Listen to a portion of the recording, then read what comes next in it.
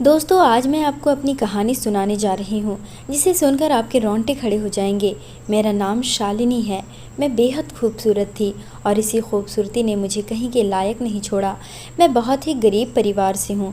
घर में मैं, मेरी माँ बाबा और मुझसे छोटे 2 भाई बहन हैं। मैं अपने दोनों भाई बहनों से बड़ी थी। मैं 8 साल की थी तब से ही मैं बाबा के साथ नाच दिखाने का काम करती थी। मेरे बाबा जादू दिखाया करते थे। हम नाच गाकर अपना पेट पालते थे। बहुत मुश्किल से हमारा घर चलता था। मेरे बाबा पढ़े लिखे नहीं थे और उनके पास कोई हुनर भी नहीं था। वह बचपन से ही जादू दिखाने का ही काम करते थे। हम बहुत ही गरीब थे। पहले मेरी माँ और बाबा साथ में ही यह काम करते थे। जब मैं पैदा हुई उसके बाद मेरे 2 भाई बहन हुए तो माँ दोनों भाई बहनों को घर पर संभालने लगी और मैं बाबा के साथ गलियों में जा कर नाच और जादू दिखाने लगी थी। इस काम में बहुत कम पैसे जमा होते थे। जिसे हमारा जादू और नाच देखकर अच्छा लगता था वह हमें पैसे दे जाता था।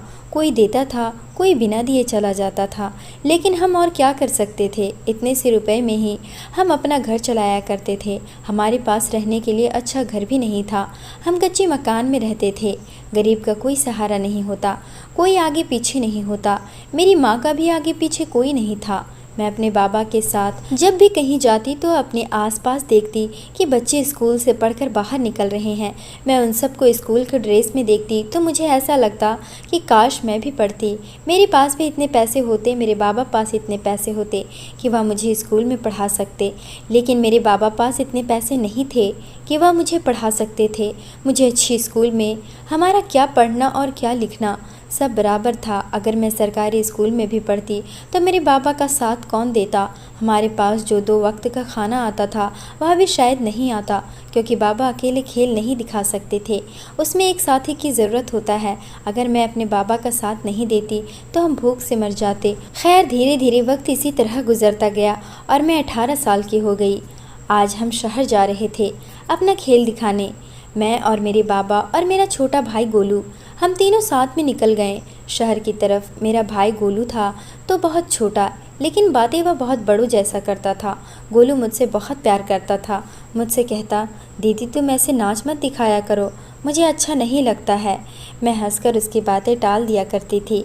मैं कहती थी, हाँ गोलू, जब तू बड़ा हो जाएगा ना और काम करने लगेगा तो हम यह काम छोड़ देंगे। बाबा और हम घर पर ही रहेंगे। तुम अच्छे से पढ़ाई करना और तुम पढ़ लिख कर एक अच्छा आदमी बनना। गोलू कहने लगा, ठीक है दीदी, मैं पढ़ाई करूँगा, मैं मन लगाकर पढ़ाई करूँगा। मैं गोलू के लिए पैसे भी जमा करती थी। मैं गोलू को अच्छे स्कूल में पढ़ाना चाहती थी। हमारी हैसियत तो इतनी नहीं थी, लेकिन गांव में एक स्कूल था जहां बहुत ही अच्छी पढ़ाई होती थी। मैं उसमें गोलू को पढ़ाना चाहती थी। खैर, आज गोलू जिद पर अड़ा हुआ था कि वह भी हमारे साथ शहर जाएगा। बाबा कहने लगे, शालिनी कुछ नहीं होगा, ले चलो इसे भी, यह नहीं मानेगा। इस तरह हम तीनों शहर पहुंच गए। आज बहुत ही चिलचिलाती धूप थी और ऐसे में ही बाबा हम खेल दिखा रहे थे। अचानक से मेरे बाबा को क्या हो गया मुझे पता ही नहीं चला। मैं चिल्लाने लगी, आसपास के लोगों को मदद के लिए कहने लगी। वह लोग बाबा को हॉस्पिटल उठा कर ले गए। डॉक्टर ने कहा इनको दिल का दौरा पड़ने से इनकी मृत्यु हो चुकी है। मैं चिल्लाने लगी, बाबा हम सबको छोड़कर इस दुनिया से चल बसे। मैं, मेरी माँ और भाई बहन हम सब अकेले हो गए। बाबा के जाने के बाद हमारा बहुत बुरा हाल हो गया था। आसपास के लोग भी हमारी कोई मदद नहीं करते थे। बड़ी मुश्किल से हमें खाना मिलता था। मेरी माँ भी कुछ कर नहीं सकती थी क्योंकि वह अपाहिज हो चुकी थी। मेरे बाबा के साथ जब वह काम करती थी तो इन्हीं सब कामों में उनका एक्सीडेंट हो गया था और वह एक पैर से अपंग हो गई थी। बाबा के जाने के बाद किसी तरह से हमारा वक्त गुजरता गया और धीरे धीरे 1 महीना बीत गया। एक दिन मेरी नज़र मेरे गुल्लक पर पड़ी जिसमें मैं कुछ पैसे जमा करती थी। मैं सोच चुकी थी कि अब मुझे कुछ करना होगा, क्योंकि मैं ही थी जो अपने भाई बहन और माँ के लिए कुछ कर सकती थी। मेरे भाई बहन तो बहुत छोटे थे। मेरी माँ उस लायक नहीं थी कि वह हमारे लिए कुछ काम कर सके। मैंने उस गुल्लक को फोड़ा तो उसमें से 2-3 हज़ार रुपये थे। मैं बहुत खुश हो गई थी क्योंकि उस वक्त 3 हज़ार रुपये बहुत होते थे। मैंने अपनी माँ से कहा, माँ इन पैसों में कुछ करना चाहती हूँ, किसी चीज़ की एक छोटी सी दुकान लगा लेती हूँ जिसमें हमारा घर चल पाएगा। मेरी माँ फूट फूट कर रोने लगी और कहने लगी, बेटी मैं कितनी बदनसीब औरत हूँ, ना मैं पति का साथ सही से दे पाई और ना ही मैं तुम्हारा साथ दे पा रही हूँ। मेरे होते हुए तुझे काम करना पड़ रहा है। मेरी माँ इतना कहकर रोने लगी। मैंने अपनी माँ को चुप कराया। इसमें मेरी माँ का भी क्या कसूर है? कसूर तो सारा इस गरीबी का है कि हम गरीब हैं। कसूर तो हमारा किस्मत का है जो हम गरीब पैदा हुए। खैर, मेरे पास जो भी पैसे थे उससे मैंने एक ठेला ख़रीद लिया और उस ठेले पर चाय और समोसे बेचने का काम करने लगी। मैं सुबह ठेला लेकर घर से काफ़ी दूर अपना दुकान लगाती थी और रात को 8 बजे तक समोसे बेचती थी। गोलू अब मेरे साथ ही रहता था, मेरी मदद करता था। मैंने गोलू से कहा, नहीं गोलू, तू मेरे साथ नहीं जाएगा, तुम अपना पढ़ाई करना। लेकिन माँ मुझ पर गुस्सा होने लगी, कहने लगी, कोई ज़रूरत नहीं है तुम लोगों की, किस्मत में पढ़ना लिखना नहीं है, हम गरीबों का क्या पढ़ाई क्या लिखाई है। गोलू तुम्हारे साथ ही जाएगा और काम में मदद करेगा, तुम अकेले काम नहीं करोगी। गोलू तुम्हारा हाथ बटाएगा। माँ का कहना भी सही था, हम अगर पढ़ लिख भी लेते तो हमें कौन सा नौकरी मिल जाता। मैं और गोलू ठेले पर काम करने लगे। मैं चाय बनाती थी और गोलू लोगों को चाय पिलाता था। इसी तरह से मैं और गोलू काम करने लगे। इससे जो भी पैसे आते थे उसी से अब हमारा घर चलने लगा था और जो समोसे नहीं बिकते थे उसे हम खा पी कर अपना पेट भर लेते थे। इसी तरह से हमारा गुजारा होने लगा। कभी कभी मेरे ठेले पर तो कुछ बदमाश लड़के भी आते थे और छिड़ते थे, लेकिन मैं हार नहीं मानती थी। मैं बहुत हिम्मत करती थी और हिम्मत से काम लेती थी, क्योंकि अगर मैं डर जाती तो मेरे घर का गुजारा कैसे चलता। कल मेरे सारे समोसे बिक गए थे, इसलिए आज मैंने समोसे थोड़े ज़्यादा बनाए थे, क्योंकि कल अच्छी खासी बिक्री हो गई थी। आज मैं बहुत खुशी से अपने ठेले को लेकर निकल गई। मैं जहाँ पर दुकान लगाती थी वहाँ आस-पास में बहुत कम दुकानें थी।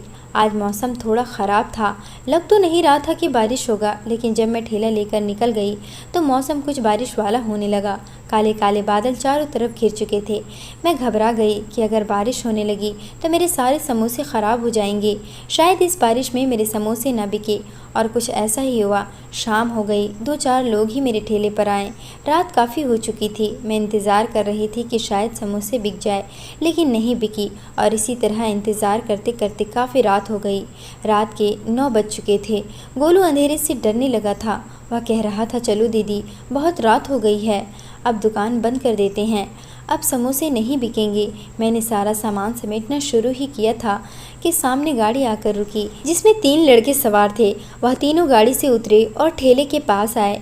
मौसम ख़राब हो रही थी, तो मैंने जल्दी से अपना सारा सामान समेट कर रख लिया था और मैं यहाँ से निकलना चाह रही थी, क्योंकि आसपास की दुकानें बंद हो चुकी थी। मुझे टाइम का पता ही नहीं चला और काफ़ी रात हो चुकी थी। वह 3 लड़के मेरे पास आए और मुझे उल्टी सीधी बातों से छेड़ने लगे थे। मैंने कहा, साहब दुकान बंद हो चुकी है, आप लोग कल आ जाना। लेकिन वह लोग मुझसे बदतमीजी करने लगे। गोलू ने उन लोगों को धक्का दिया, लेकिन गोलू तो इतना छोटा था कि वह क्या कर सकता था। उसमें से एक लड़के ने गोलू को पकड़ कर रखा हुआ था। बाकी 2 लड़के मुझसे बदतमीजी करने लगे। मैं बहुत ज़्यादा डर गई थी, मैं कांपने लगी थी। इन लोगों के सामने मैं हाथ जोड़ने लगी। मैं कहने लगी, मुझे घर जाने दो, मैं आप लोगों से हाथ जोड़ती हूँ, मैं बहुत गरीब लड़की हूँ, मुझे कुछ हो गया तो मेरी माँ मर जाएगी। लेकिन वह दोनों लड़के मेरे आगे पीछे खड़े हो गए। वह तीनों लड़के हंस रहे थे। एक ने मेरा बाल खींचा, दूसरे ने मेरा दुपट्टा पकड़ लिया।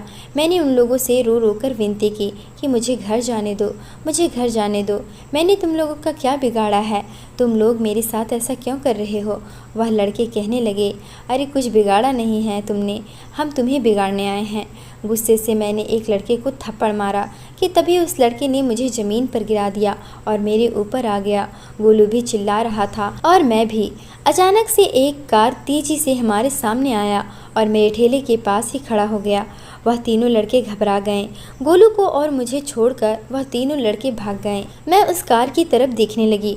उसमें से एक नौजवान मर्द बाहर निकला, जो बहुत ही खूबसूरत और लंबा चौड़ा कद का नौजवान मर्द था। वह लगभग 38 साल का मर्द था। मैं डर से कांप रही थी। वह आदमी मेरे पास आया और उसने मेरा दुपट्टा उठाया और मेरे सर पर डाल दिया। उसने मुझे तसल्ली दी और मेरे भाई गोलू को भी। उसने गाड़ी से पानी का बोतल निकाला और उसे पानी पिलाया। वह आदमी गोलू से नाम पूछने लगा। वह कहने लगा, क्या नाम है तुम्हारा। गोलू ने अपना नाम उसे बता दिया। वह इतना अच्छा इंसान था कि गोलू से बहुत ही प्यार से बातें कर रहा था। वह कहने लगा कि डरो मत तुम लोग। मैं बेहद डरी सहमी थी। उसने मुझे और गोलू को गाड़ी में बैठने को कहा। मैं डर गई थी। मैंने बोला, नहीं गोलू, हम इनकी गाड़ी में कैसे बैठ सकते हैं। लेकिन गोलू जिद करने लगा कि अरे दीदी कुछ नहीं होगा, साहब बहुत अच्छे हैं, चलो हमें घर छोड़ देंगे। वैसे भी रात काफ़ी ज़्यादा हो चुकी है और मुझे भी डर लग रहा है। घने जंगलों से होकर घर जाना पड़ता है, मुझे बहुत डर लगता है। दीदी, गोलू बहुत जिद करने लगा। वह एक नौजवान मर्द था, मैं उसकी गाड़ी में नहीं बैठ सकती थी। लेकिन गोलू जिद करने लगा और साहब ने भी कहा, अब गाड़ी में बैठो भी, मैं तुम्हें तुम्हारे घर छोड़ दूंगा। मैंने कहा, नहीं साहब, मैं आपकी गाड़ी में नहीं बैठ सकती, हम आपकी इस गाड़ी में बैठने के लायक नहीं हैं। लेकिन वह बहुत ही नेक इंसान था। उसने गोलू को आगे बिठाया और मुझे भी गाड़ी में बैठने के लिए कहा। उसने कहा, तुम ठेले को यहीं छोड़ दो, बाकी सारे सामान तुम गाड़ी में रख लो, मैं तुम्हें तुम्हारे घर छोड़ देता हूँ, तुम चिंता मत करो। उसके कहने पर मैं गाड़ी में बैठ गई, क्योंकि काफ़ी रात हो चुकी थी। इस वक्त पैदल जाना मेरे लिए सही नहीं था। मैं उसकी गाड़ी में जाकर बैठ गई। उसने मुझे पानी का बोतल दिया, मैंने घूट घूट करके वह पानी पिया। मेरी धड़कन थोड़ी सी शांत हुई थी। साहब ने गाड़ी स्टार्ट की और रास्ते में गोलू से बातें करते करते वह जा रहे थे। गोलू से हंसी मजाक भी वह कर रहे थे और बातों बातों में उन्होंने गोलू से पूछा, अरे गोलू, तुमने तो अपनी दीदी का नाम बताया ही नहीं। गोलू भी बहुत शरारती था। साहब का इतना अच्छा बात करना गोलू को भी बहुत पसंद आया और वह कहने लगा, साहब आपको नहीं पता, मेरी दीदी का नाम शालिनी है, मेरी दीदी बहुत ही हिम्मत वाली है। साहब भी हंसते हुए कहने लगे, हाँ तुम्हारी दीदी हिम्मत वाली तो है, मानना पड़ेगा। साहब ने गोलू से पूछा, गोलू तुम्हारे घर में और कौन कौन है। गोलू ने साहब को सारी बातें बता दी कि माँ है, दीदी है और मेरी एक छोटी बहन है और मैं हूँ। साहब कहने लगे, अच्छा तो बाबा नहीं है। गोलू मायूस हो गया। मैंने कहा, साहब हमारे बाबा हमें इस दुनिया से छोड़कर चले गए हैं। बातों बातों में हम घर पहुंच चुके थे। मैंने कहा, बस साहब गाड़ी रोक दीजिए, हम घर आ गए हैं। लगभग आधे घंटे के बाद मैं अपने घर पहुंच चुकी थी। मैंने उनसे कहा, साहब यही मेरा घर है, रोक दीजिए गाड़ी, यहाँ से मैं चली जाऊँगी। उन्होंने गाड़ी रोक दिया और कहा, चलो मैं तुम्हारा सामान उतार देता हूँ और अंदर ले चलता हूँ। मैंने कहा, नहीं साहब, आपका बहुत बहुत शुक्रिया, आपने मुझे मेरे घर तक छोड़ा, मैं आपका यह एहसान ज़िंदगी भर नहीं भूलूंगी।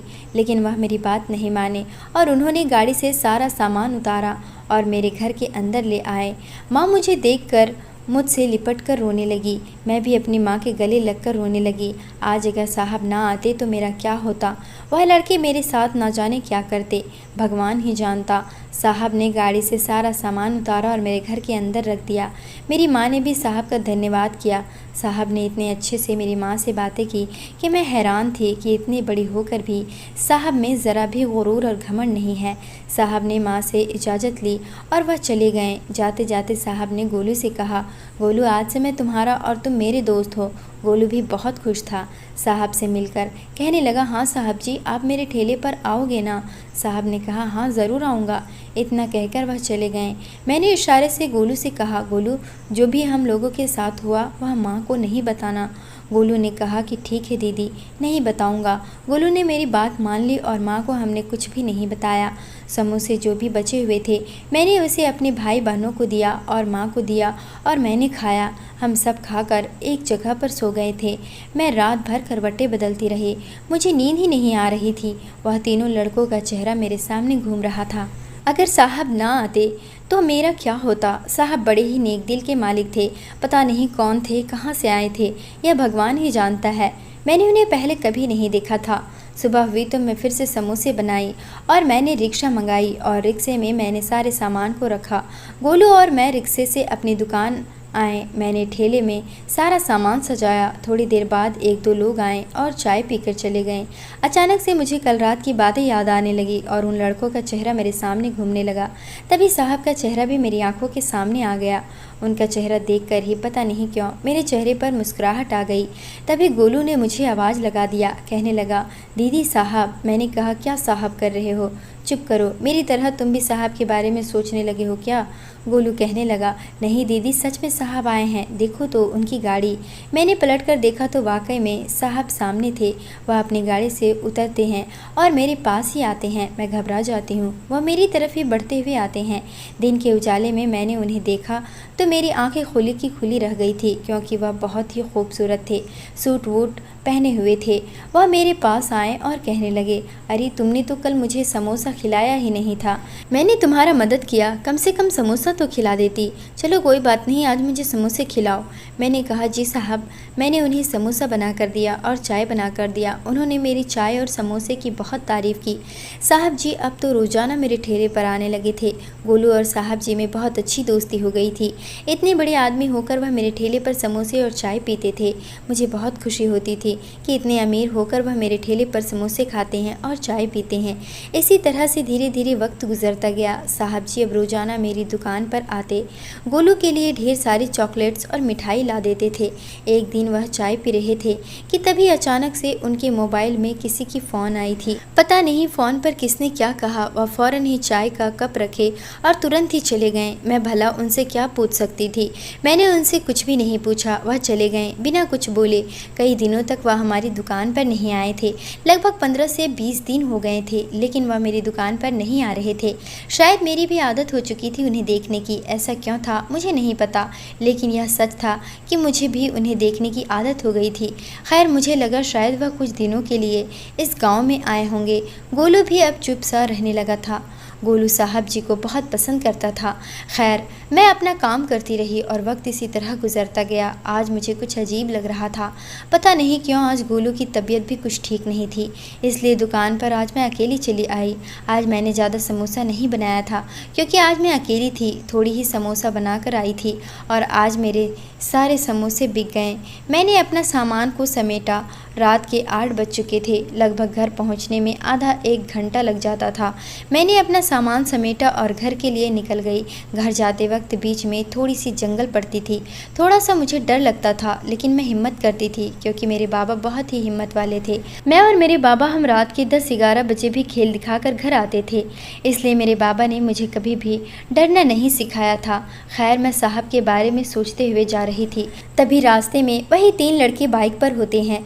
वह बाइक की लाइट को मेरी आंखों में ही मेरे चेहरे पर ही मारते हैं और अपनी बाइक को लहराते हुए मेरे ठेले के पास ही आकर ब्रेक मारते हैं। मैं काफ़ी डर चुकी थी। मैं थर थर काँपने लगी। मैं परेशान हो गई थी। आज फिर से वह लोग मुझसे बदतमीज़ी करने पर उतर आए थे। आज का दिन मुझे नहीं पता था कि आज से मेरी दुनिया, मेरी ज़िंदगी सारी उलट पलट हो जाएगी। यह जो 3 लड़के थे, यह तीनों ही मेरी किस्मत को काली करने के लिए मेरी ज़िंदगी में आए थे। आज की रात वह भयानक रात थी जिसमें मेरी इज्जत तार तार हो चुकी थी। वह तीनों लड़के मुझसे ज़बरदस्ती करने लगे। किसी ने मेरे हाथ पकड़ा, किसी ने मेरा पैर पकड़ा। मैं रोती रही, चिल्लाती रही, उनके सामने हाथ जोड़ती रही, लेकिन उन तीनों को मुझ पर ज़रा भी रहम नहीं आया। उन्होंने बारी बारी से मेरे साथ, मैंने कहा मुझे छोड़ दो, मुझे छोड़ दो, लेकिन किसी को मुझ पर रहम नहीं आया। उन तीनों ने बारी बारी करके मुझे नोच डाला था। मैं खून से पूरी तरह लथपथ हो चुकी थी। उन तीनों लड़कों ने मेरे जिस्म से अपनी हवस बुझाकर मुझे वहीं बेहाल छोड़कर वह तीनों भाग चुके थे। मैंने खुद को समेटा और रात के अंधेरे में ही मैं पैदल चलते चलते किसी तरह से घर आई। मेरी माँ, मेरे भाई बहन मेरी राह देख रहे थे। लगभग रात के मैं 1 बजे घर पहुँची थी। मेरी माँ मेरी ऐसी हालात देखकर अपना दम वहीं तोड़ चुकी थी। मेरी माँ इस दुनिया से जा चुकी थी। मैंने अपनी माँ को हिलाया, मैंने अपनी माँ को उठाया। मैंने माँ को कहा, उठो माँ, उठो, आप मुझे ऐसे छोड़कर नहीं जा सकती हो। मेरी भाई बहन और मैं, अब हम तीनों अकेले पड़ चुके थे। बाबा तो हमें पहले ही छोड़कर जा चुके थी और आज माँ भी मुझे छोड़कर जा चुकी थी। अब मेरा आगे पीछे कोई नहीं था। ऐसी हालात में मेरे छोटे भाई बहन भी मुझे देख रहे थे और वह रो रहे थे। मैंने हिम्मत जुटाई और नहाने के लिए चली गई। मैंने अपने ऊपर बहुत सारा पानी डाला और मैंने खुद को साफ़ किया। मैंने रगड़ रगड़ कर उन सारे जख्मों को साफ़ किया, लेकिन वह जख्म कैसे मिट सकते थे। किसी तरह मैंने खुद को संभाला। सुबह हुई तो मेरी माँ का अंतिम संस्कार किया गया। अब घर में सिर्फ मैं और मेरे दोनों भाई बहन थे। मैं पूरी तरह टूट चुकी थी। भला मेरी फरियाद कौन सुनता? अगर मैं पुलिस स्टेशन भी जाती तो मैं क्या कहती?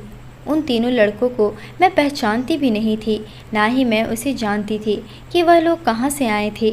मेरी भगवान ही उन तीनों लड़कों को सज़ा दे सकता था। मेरा भगवान ही अब इंसाफ करता। उस काली रात को मैं कभी भुला तो नहीं सकती और ना ही उन तीनों लड़कों का चेहरा भूल सकती हूँ।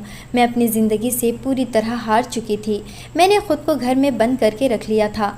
पूरे 2 महीने तक मैं घर से बाहर नहीं निकली थी। मेरे पास जो भी थोड़े बहुत पैसे थे उन्हीं से हम गुजारा कर रहे थे। किसी दिन खाते थे, किसी दिन बिना खाए ही सो जाते थे, किसी दिन पानी पीकर ही अपना पेट भर लेते थे। लेकिन ऐसा कब तक चलता? मेरे 2 छोटे भाई बहन थे। मैं किसी के घरों में नौकरी भी नहीं कर सकती थी। मैं नौकरानी बनकर भी काम नहीं कर सकती थी, क्योंकि मैं जिस घर में भी काम की तलाश में जाती थी मुझे कोई काम नहीं देता था, और अगर कहीं पर काम मिल भी जाता था तो लोग मुझ पर गंदी नज़र रखते थे। लेकिन अब मैं सोच चुकी थी कि मुझे क्या करना है। अब मुझे जीना ही नहीं था। मैं अपनी ज़िंदगी से तंग आ चुकी थी। आज मैंने सोच लिया था कि मैं इस दुनिया को छोड़कर चली जाऊंगी। मैं अपनी जान दे दूंगी। मैंने जैसे ही अपनी जान लेने की कोशिश की, मेरे सामने मेरे छोटे भाई बहन आ गए। उनको देखकर मेरा दिल तड़प उठा। मैंने उन लोगों को सीने से लगा लिया और फूट फूट कर रोने लगी। तभी मेरे दरवाजे पर किसी ने दस्तक दी। मेरे दरवाजे को किसी ने ज़ोर ज़ोर से खटखटाया। मैं दरवाजे के पास गई और मैंने दरवाज़ा खोला तो मेरी आंखें फटी की फटी रह गई। सामने तो साहब जी खड़े थे, जिन्होंने मुझे एक बार बचाया था। उन्हें मेरे घर पर देखकर मैं हैरान हो गई थी। मुझे समझ नहीं आ रहा था कि मैं उन्हें क्या कहूँ और वह मेरे घर क्यों आए थे। मैंने जब उनसे पूछा, साहब जी आप मेरे घर? उन्होंने मुस्कुराते हुए कहा, हाँ मैं तुम्हारे घर। क्यों, मैं नहीं आ सकता तुम्हारे घर? मैंने कहा, नहीं साहब जी, मेरे कहने का मतलब वह नहीं। हम गरीब लोग हैं, भला हमसे आपका क्या काम? वह कहने लगे, तुमसे ही तो काम है, तुम्हारे समोसे और तुम्हारे हाथ की बनी चाय पीने के लिए। मैं कितना बेचैन हूँ। तुम्हें पता है, मैं शहर से जब आया तो सबसे पहले मैं तुम्हारे ठेले के पास गया, लेकिन तुम्हारा ठेला तो वहाँ पर था ही नहीं। फिर मैंने पता किया आसपास की दुकानों से, तो पता चला कि लगभग तुम 1-2 महीने से ठेले नहीं लगा रही हो। तो मैंने सोचा तुम्हारे घर ही आ जाता हूँ तुम्हारा हाल चाल लेने।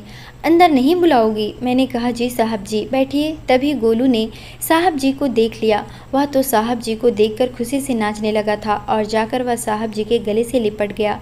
साहब जी भी उसके लिए और मेरी छोटी बहन के लिए ढेर सारा चॉकलेट्स और मिठाइयाँ लाए थे। साहब जी मुझसे पूछने लगे, क्या हो गया है तुम्हें? अब क्यों नहीं ठेला लगाती हो? और माँ जी कहाँ है? मैंने कहा, साहब जी मेरी माँ अब इस दुनिया में नहीं रही। मेरी यह बात सुनकर उन्हें दुख हुआ। उन्होंने मुझसे पूछा, तो फिर तुम लोग अकेली रहती हो, तुम्हारे आगे पीछे कोई नहीं है? मैंने कहा, नहीं साहब जी, मेरे आगे पीछे कोई नहीं है। मेरी तो छोटे भाई बहन हैं बस, और मेरा इस दुनिया में कोई नहीं है। पता नहीं उनके दिल में क्या था कि उन्होंने मुझसे और कोई सवाल नहीं पूछा। फिर मुझसे आगे जो बात उन्होंने कही उसे सुनकर मेरे होश उड़ गए थे। वह कहने लगे, तुम्हें पता है मैं यहाँ तुमसे मिलने क्यों आया हूँ? मैंने कहा, नहीं साहब जी। वह कहने लगे, तुम बहुत मासूम हो और तुम बहुत ही खूबसूरत हो, बहुत ही अच्छी लड़की हो। मैं तुमसे यह बात बहुत पहले कह देना चाहता था, लेकिन मुझे टाइम ही नहीं मिला। जिस दिन मैंने सोचा था कि मैं तुम्हें यह बोलूँगा, उस दिन मुझे शहर से फ़ोन आ गया। मुझे बहुत ज़रूरी काम के लिए जाना पड़ गया। मैं बहुत जल्दी में था, मैं तुम्हें कुछ भी नहीं बता सका। शहर में मेरा एक प्रोजेक्ट में काम हो रहा था जिसमें मुझे जाना बहुत ज़रूरी था, इसलिए मैं चला गया था। जब मैं शहर से आया तो मैंने फ़ौरन तुमसे बात करना चाहा। तुम जहाँ पर दुकान लगाती थी मैं सबसे पहले वहाँ पर गया, लेकिन तुम मुझे वहाँ पर नहीं मिली, इसलिए मैं तुम्हारे घर आया हूँ। मैं तुमसे कुछ कहना चाहता हूँ। मैं तुमसे बहुत प्यार करता हूँ और मैं तुमसे शादी भी करना चाहता हूँ। क्या तुम मुझसे शादी करोगी? साहब की ऐसी बातें सुनकर मेरे पैरों तले से ज़मीन खिसक गई। उनकी बातों से मैं एकदम सुन पड़ गई थी। मैं एक जगह पर बर्फ़ बनकर जम गई थी। मैं एकदम खामोश हो गई थी। तभी साहब ने मुझे कहा, शालिनी तुम मेरी बात सुन रही हो ना? मैं मानता हूँ मैं तुमसे उम्र में काफ़ी बड़ा हूँ, लेकिन मैंने कभी शादी करने के लिए सोचा नहीं था। मम्मी पापा मुझसे हमेशा कहते थे कि शादी कर लो, अच्छी सी लड़की देखकर तुम्हारी शादी कर देते हैं, लेकिन मैंने हमेशा इनकार किया क्योंकि मुझे शादी के नाम से बहुत प्रॉब्लम होती थी। मैं शादी करना ही नहीं चाहता था। मैं शहर में अपने बिजनेस पर फोकस करता था। आज तक मुझे ऐसी लड़की नहीं मिली जो मुझे समझ सके, जो मुझे पसंद आए, लेकिन तुमसे मिलने के बाद मुझे पता नहीं क्या हो गया, तुम्हें देखने को दिल करने लगा, इसलिए मैं तुम्हारे ठेले पर आता था, तुम्हें देखा करता था, मेरे दिल को बहुत सुकून मिलता था। साहब यह सारी बातें मुझसे कहते जा रहे थे और मेरे दिमाग में सिर्फ वह रात घूम रही थी जिस रात मेरी इज्जत तार तार हो चुकी थी। वह तीनों लड़के मेरी आंखों के सामने घूम रहे थे, उनका चेहरा घूम रहा था।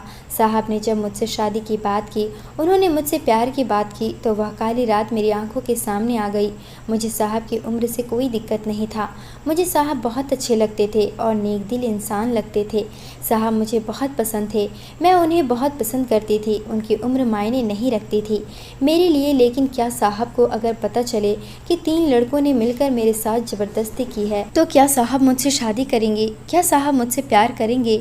ना मैं साहब को यह सारी बातें बता सकती हूँ और ना ही मैं साहब से शादी कर सकती हूँ।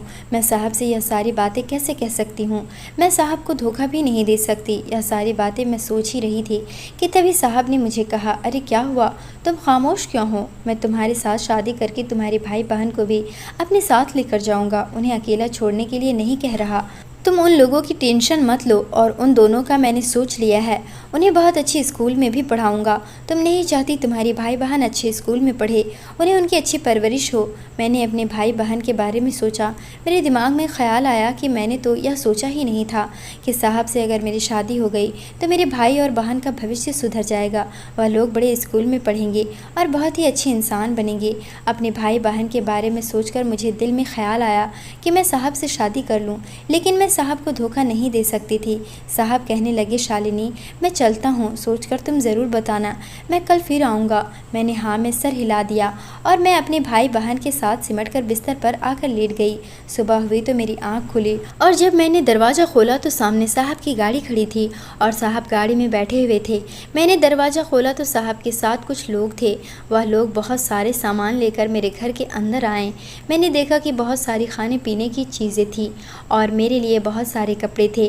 मेरे भाई बहन के अच्छे अच्छे कपड़े थे। यह सारी चीज़ें देखकर मैं हैरान रह गई। मैंने कहा, साहब मुझे इन सारी चीज़ों की ज़रूरत नहीं है, आप ये सारी चीज़ ले जाएं। उन्होंने कहा, ज़रूरत कैसे नहीं है? मैंने कहा, नहीं साहब, मैं किसी का एहसान नहीं ले सकती, मैं आपसे यह सब नहीं ले सकती। साहब आप मुझे माफ़ कर दें और मैं आपसे शादी भी नहीं कर सकती। मैंने साहब से जब यह बात कही तो साहब बिल्कुल खामोश होकर खड़े हो गए और कहने लगे, मेरा दिल मत तोड़ो, मैं तुमसे बहुत प्यार करता हूँ, मैं तुम्हारा हाथ थामना चाहता हूँ। मैंने कहा, साहब मुझे माफ़ कर दो, हम गरीब लोग, आप बड़े लोग, हमारा कोई मेल नहीं है। मेरा इतना कहना था कि साहब को बहुत ही गुस्सा आ गया। वह फ़ौरन वहाँ से चले गए। मेरे भाई बहन बहुत खुश थे इतनी सारी चीज़ों को देखकर, इतने अच्छे अच्छे कपड़ों को देखकर, क्योंकि आज तक की ज़िंदगी में पहली बार उन्होंने यह सब देखा था। वह लोग इतने खुश थे कि उनकी खुशी को देखकर मेरी आंखों में आंसू आ गए। बात तो सच थी कि अगर मैं साहब से शादी कर लेती तो मेरे भाई बहन की ज़िंदगी संवर जाती, लेकिन कैसे? मैं साहब को धोखा कैसे दे सकती हूँ? दूसरे दिन जब मैं घर के कामों में बिजी थी तभी देखा साहब फिर से हमारे घर आए और साहब के हाथों में सिंदूर की डिबियाँ थी।